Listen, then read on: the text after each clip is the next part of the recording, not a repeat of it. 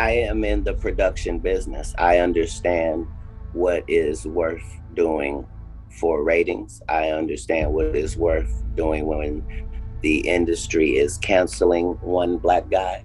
I know what happens when they are going to elevate another. And I know what happens when they don't care about either of them. This is how quarterbacking goes. So the question is, hey, your quarterback just got sacked. Did we know we was fin to sack your quarterback? We absolutely did. It was a play, buddy. We've been rehearsing it, working it out, making sure that at some point, when you get to this level, we can make sure we knock you from a $20 million man to putting in the news that people won't hire you no more. Spoke to 50, then she said 50, and this is exact words that came out her mouth. 50 does not determine what goes in and goes out of this documentary. Every scandal has two versions. The one you're allowed to see, and the one that never makes the final cut. Katt Williams has always said, if something looks chaotic on screen and everyone is still getting paid, then the play was called long before the cameras rolled. The fall of Diddy fits that pattern perfectly. Lawsuits, raids, leaked tapes, that's the version you were meant to consume. Clean, contained, profitable. But behind the Netflix documentary is a messier story. A security guard who claims he saw everything and got erased. A co-founder who lost 25% of Bad Boy yet still protects Diddy's image. And a director who, according to insiders, decided early on who would speak and who would never touch a microphone. So tonight, we're not retelling Diddy's reckoning. We're asking a different question. If this story was controlled from the start, what had to be removed and who had to be silenced to make Diddy look like the only monster in the room? Everything that happens in a business that's based off of pretend, that seems like a setup, is. Yes. What I'm saying is, if Jussie Smollett and Lee Daniels for a living make stories that are not real, and they make them so good that people believe them and buy them, and that's what business they're in, why would you think it would be weird if they flipped out and said a story that turned out to not be true? Why? Why would we think that if they are capable of doing that for a living? That's what they do for a living. They do that 300 episodes. Is take something fictitious and make it seem real. Katt breaks it down simply. In a pretend-based business, anything that looks staged usually is. He's not speaking in theory. He's talking about writers, producers, and executives who spend their lives shaping fiction, then applying the same playbook to real people. From that perspective, scandals aren't accidents. They're storylines. And once you hear that, Gene Deal's version of the Diddy documentary doesn't sound like confusion. It sounds like a script change. The plan was deeper, riskier. And then the people with real control stepped in. One night, 50 called me up, and they got him on the phone. Me and him was just talking. We was talking about old time sit down with Black Hands, sit down with with Puff Kids, the whole Puff situation, and this documentary that he's going to be doing. You know what I'm saying? So I told him that I was going to, have Kirk and Tim. Kirk will be the one who talk about the business part of it. Tim would be the one who talk about the growing up phase with Diddy and everything and over there working in the record industry with him and stuff like that. They was like family. And I was gonna talk about, the street stuff, what was going on with Bad Boy, with the security, with Wolf, with the city college, with, the time that I knew about when I was with him up until about early 2004 or something like that. But basically the streets and then the traveling with him and the atmosphere and everything.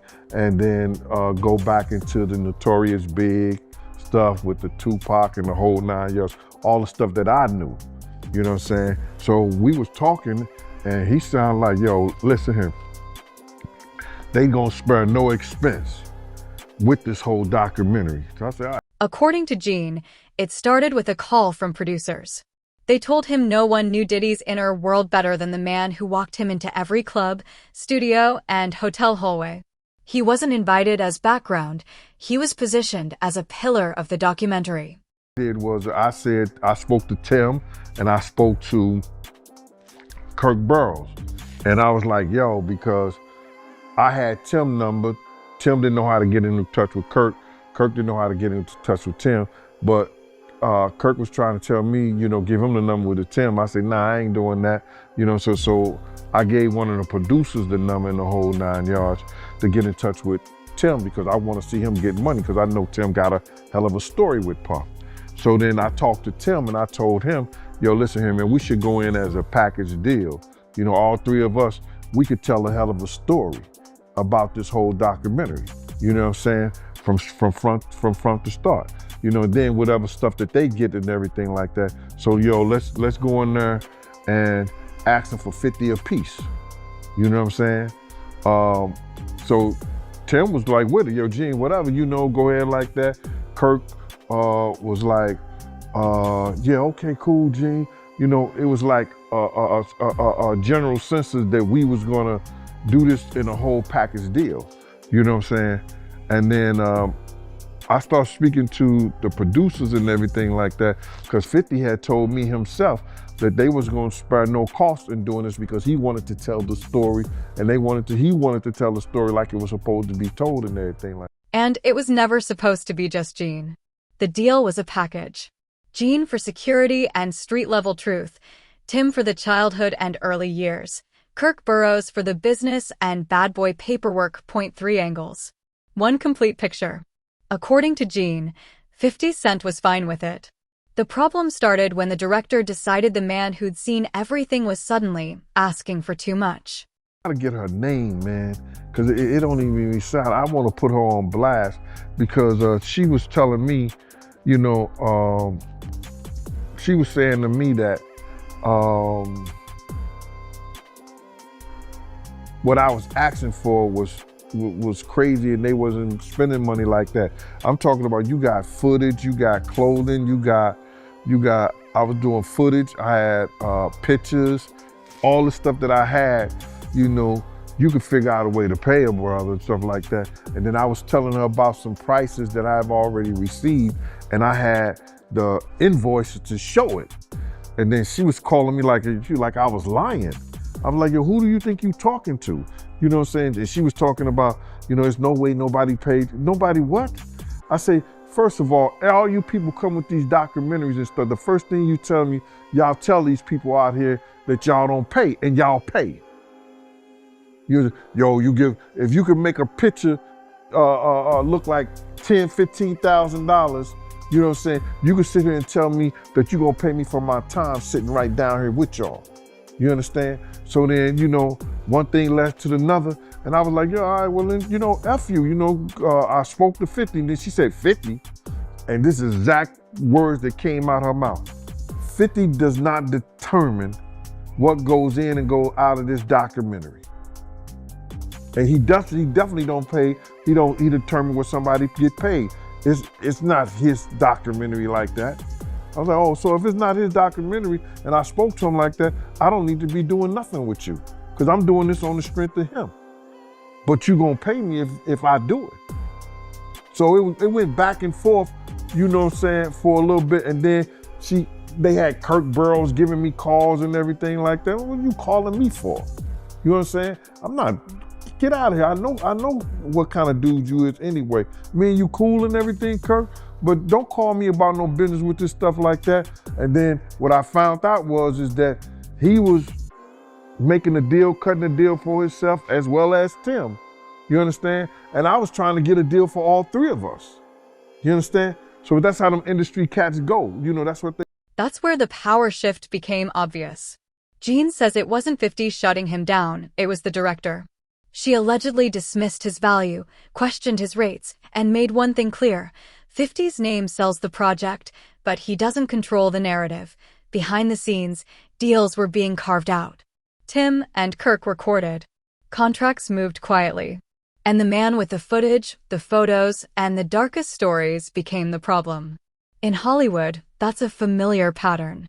The most dangerous witness gets labeled difficult. The safer voices get pushed to the front. First and foremost, you got your man Russell Simmons out here dealing with these young girls. You understand? Kim Porter was one of them. she was then passed from Russell Simmons to Andre Harrell. Do you understand what I'm saying? I'm just gonna give it to you. You know what I'm saying? Because these we out here playing, talking all this, acting like they know what they talking about. She was working for Russell first, then she was passed over to Andre Harrell. You understand? So now Andre Harrell has her in the office and stuff like that. And it was said that it was a girl also in Uptown, and I don't know if it was Kim. I don't know if it was Kim or one of her friends walked in on Andre Harrell getting a fellatio and was given a red Mercedes-Benz 300C for keeping her mouth closed behind her. You understand? Because when Kirk Burroughs was talking about Puff did that or whatever like that, you understand? It actually happened to Andre Harrell up in Uptown Records. Kim Porter's at the desk because Andre Harrell is doing Russell Simmons a favor by giving her a job over there. Because now Russell Simmons is trying to get her friend Kamoya, because all of them was all of them was models. Kim, Kamoya, and they was young girls. So now her and Al get together and everything like that. Check this out. Kim didn't get with Puff until Puff got his deal. Because you gotta realize, Misa Kim was cool. Kim didn't get with Puff until after Puff got his deal. So all that, he got him from Al and stuff like that, nah. She went with the money was, bro. She went with the money. And you could call it whatever you want to. You understand what I'm saying? That's how. Even the love story got rewritten. The public version paints Diddy as the villain who stole Kim Porter. But insiders tell a colder truth. Kim wasn't dragged anywhere. She followed power, money, and momentum, just like the industry teaches.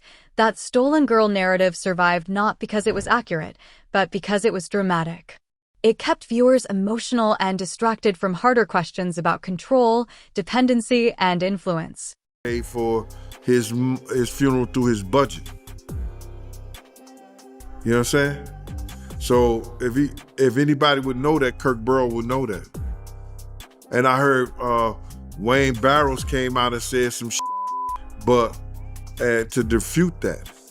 You know what I'm saying? But if Miss Wallace got a check and the check, if she got Biggie's, if they had Biggie's budget and that was taken out, money was taken out that budget for his funeral, he did use it. And if anybody knew that, Kirk Burroughs would know that. It was his manager. Big had told me that he was gonna get rid of them because they didn't know what they was doing before he died. I had a conversation with Big. Big said, yo, I'm getting rid of them because they didn't want to F me up, because they didn't want to convince him to sell his publishing and his marketing to Puff. They was Puff boys. I guess they met in school or whatever like that. But Big was gonna get rid of them. But because he died and his mother didn't know the business, she kept him around for years. If you look at anything that happened with the Notorious Biggs and his camp, you see Wayne Barrows on there as executive producer. And he was just a manager of some of Big Affairs. He was executive producers of damn near everything that went on that had to do with. If Miss Wallace was the executive producer, he was the executive producer too. Look at some of the things that was done. And now he's suing, trying to get money from Faith because of, he's saying that she has to pay the Wallace estate, and Miss Wallace is dead, Big is dead. If the estate is anything, it's CJ, Tatiana, and Faith. That's the estate. Yes, Kirk watched the company explode.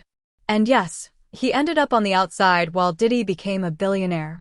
But Gene adds another layer of emotion. Loyalty. Almost obsession. According to him, Kirk wasn't just a business partner. He was someone willing to protect the system, even after being burned by it. Then there was a situation that somebody said long time ago in the office. They caught Kirk giving Puff a fellatio in the office. Now that was the rumor that was going around. How true it is? They was lovers. It came out in his lawsuit. He tried to say that Puff was, what he said, him. But if somebody you, how you letting them come stay at your house every Wednesday night? After the club? I think they were boyfriends, you know. I think, my honest opinion, I think Kirk was in love with Puff to a certain degree. And Puff was using him, and Kirk was giving up the bujina to him. Anything Puff asked him to do, he would do. You know, he'd go at people, he'd talk. Kirk would talk to you on the behalf of Puff. And I believe that that was his man to a certain degree in his mind. And the way he was saying documentary, you could feel that they had a relationship. He was hurt behind being Justin's godfather. He allowed Puff to tell him that he was caught up with Misa and everything like that. He believed all this I got out of it. I don't know what you and the other people got out of it. He was saying like he was a scorned lover. But how did you find out that he gave Diddy fellatio? You know who they came from? Well, we heard that a long time ago. Like when I was working for Bad Boy.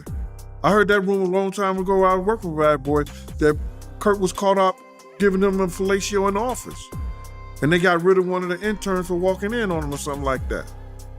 You understand? But then Kirk come out in this documentary, in this lawsuit, and say he was giving Puff was making him, giving him fellatios and the bujina. That's in his lawsuit. But I guess if Cassie is a scorned lover, Kirk has the right to be a scorned lover. So when the documentary drops, viewers think they're seeing a brave insider finally speak. But if Gene and Katt are right, they're watching a carefully selected narrator. Damaged enough to make Diddy look cruel, but loyal enough to keep the biggest crimes and deepest secrets off the record. A bad boy placed exactly where the industry wants him, between the lines. It's coincidental, or you would be hearing who's losing money. In all of these situations, it's only the artist that's losing. Somebody makes big money. When these rappers get killed, not incidental. Somebody made $100 million and now don't have to talk to that artist or none of their crew, don't have to validate none of their contracts. Now only got to deal with the mama, only got to see her once a year, and it's over. And the money goes up and up and up. So they killed this $20 million guy, but they reaped $60 million in benefits. By now, the pattern is clear. Katt exposes an industry where nothing is accidental. Gene shows how the man who saw everything became a liability the moment he asked to be paid like his truth mattered. And Kirk stands in the middle, co-founder, victim, gatekeeper, telling just enough truth to burn one man, but not enough to expose the machine behind him.